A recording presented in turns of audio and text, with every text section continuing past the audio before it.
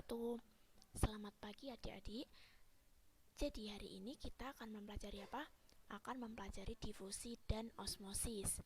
Nah, sebelum ini apakah kalian pernah bertanya-tanya apa itu sih difusi, apa sih itu osmosis, begitu ya.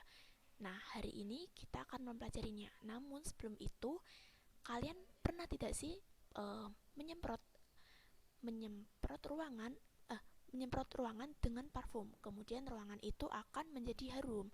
Nah, kenapa bisa begitu? Karena, ini kita akan pelajari hari ini. Yuk disimak. Yang pertama adalah pengertian difusi. Apa itu difusi? Ada yang bisa menjelaskan?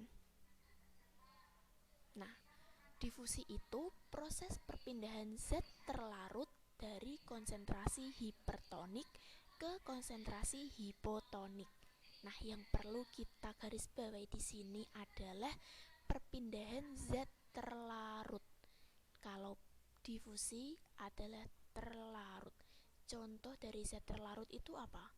Contoh dari zat terlarut itu seperti gula, garam, dan lain-lain. Nah, di sini karena proses perpindahan zat terlarut dari konsentrasi hipertonik ke konsentrasi hipotonik. Oh iya, sebelumnya kalian harus tahu apa itu konsentrasi hipertonik. Konsentrasi hipertonik adalah konsentrasi di mana zat terlarutnya itu yang memiliki konsentrasi yang tinggi dan zat pelarutnya memiliki konsentrasi yang rendah. Sebaliknya, konsentrasi hipotonik adalah konsentrasi yang zat terlarutnya itu rendah, sedangkan zat pelarutnya itu tinggi, seperti itu. Jadi proses perpindahan zat jadi proses difusi itu perpindahan zat terlarut dari konsentrasi yang hipertonik ke konsentrasi yang hipotonik. Nah, di sini ada gambar. Ini ada molekul terlarut, ini ada molekul pelarut. Nah, di sini misalkan ini contoh aja gula ya. Gula ketika kita taburkan ke air, ke suatu gelas yang berisi air, nah lama-kelamaan gula ini akan menyebar. Kenapa? Karena karena gula adalah zat terlarut yang akan berpindah dari konsentrasi yang hipertonik ke konsentrasi yang hipotonik, sehingga gula ini akan menyebar bersama air, melebur dan menjadi larutan gula. Begitu. Lanjut ya. Nah, selanjutnya ada apa itu osmosis? Apa? Osmosis adalah proses perpindahan zat pelarut dari konsentrasi hipotonik ke konsentrasi yang hipertonik melalui membran semi permeabel.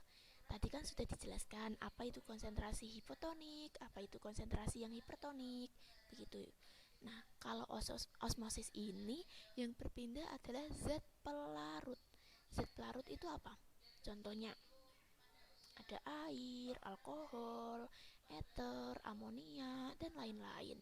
Nah, zat pelarutnya ini akan berpindah dari konsentrasi yang hipotonik ke konsentrasi yang hipertonik melalui membran semi permeabel. Apa itu membran semi permeabel? Nih, yang hijau ini ya. Membran semi permeabel itu kalau secara gampangnya adalah saringan begitu. Sehingga ketika molekul gula ini akan nyebrang ke sini itu nggak bisa karena molekul gula ini memiliki ukuran yang lebih besar dan tidak bisa asal masuk gitu. Jadi siapa yang bisa masuk? Ya zat pelarutnya, yaitu air. Sehingga airnya itu akan berpindah ke sini. Karena zat gulanya tadi kan tidak bisa masuk, jadi yang masuk airnya. Nah, seperti ini ya. Jadi yang akan bertambah adalah zat pelarutnya dan dia berpindah dari konsentrasi hipotonik ke konsentrasi yang hipertonik melalui membran semi permeabel, begitu ya. Nah, apa contoh lain dari osmosis?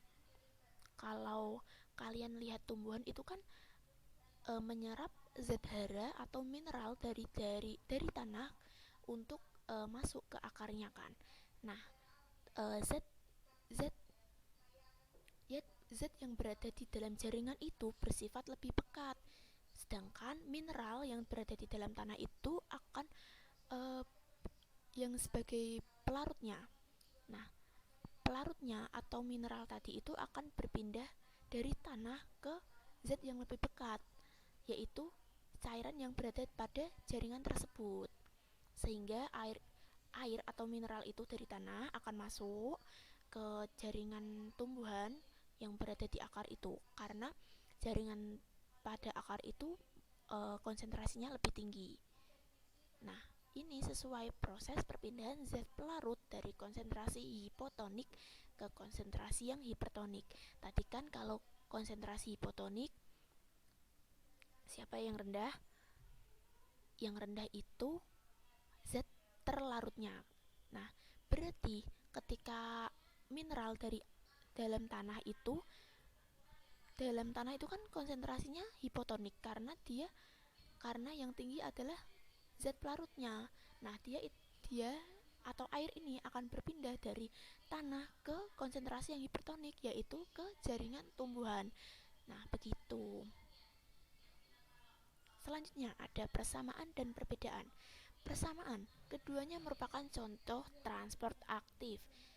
Apa itu transport pasif? Transport pasif. Apa itu transport pasif? Transport pasif adalah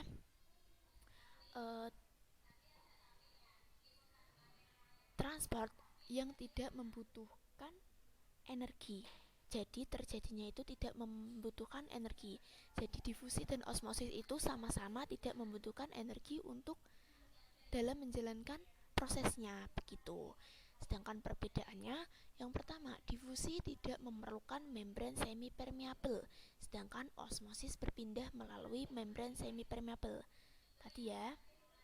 Nah, ini kalau osmosis itu ada semi-permeabelnya, kalau difusi itu tidak ada. Yang kedua, pada difusi, zat yang berpindah bisa berupa padat, cair, dan gas, sedangkan osmosis cair saja.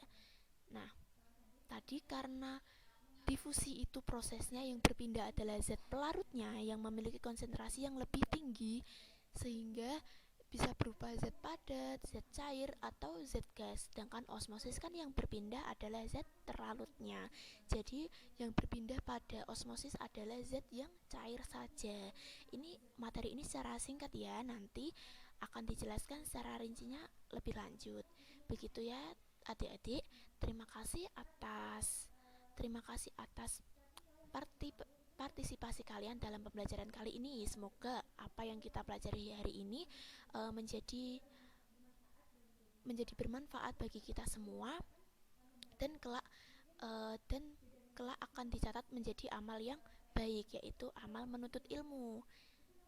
Terima kasih.